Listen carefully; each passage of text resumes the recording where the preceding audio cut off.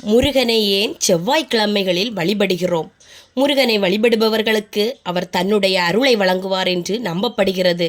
முருகன் அறிவு, ஞானம், சக்தி, கல்வி, வேலை, தொழில், திருமணம் இவை வெற்றி பெறவும், நோய், கடன், எதிரி, தீய எண்ணம், தடைகள் இவற்றையெல்லாம் தகர்த்தெறிந்து அதன் தீய விளைவிலிருந்து எல்லோரையும் காப்பாற்றுவார். செவ்வாய்க்கிழமை என்பது செவ்வாய் கிரகத்திற்கான நாள்.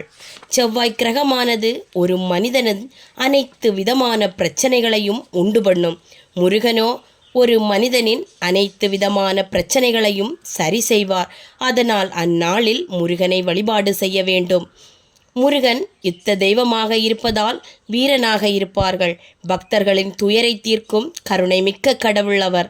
அதனால் அன்று காலையில் எழுந்து குளித்து சிவ பார்வதி வழிபாட்டை முடித்து ஓம் சரவணபவ என்ற மந்திரத்தை 108 முறை முருகனுக்கு செம்பருத்தி பூ வைத்து அர்ப்பணம் செய்தும் வேல், மயில்பீலி இவற்றை படைத்தும் வைக்கலாம்.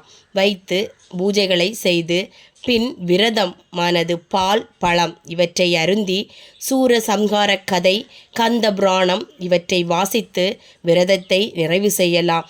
செவ்வாய்க்கிழமை வழிபாடு என்பது ஆன்மீக வளர்ச்சி, கிரகதோஷ நிவாரணம், வாழ்க்கை சிக்கலை தீர்க்கும் சக்தி வாய்ந்த வழிமுறையாகும்.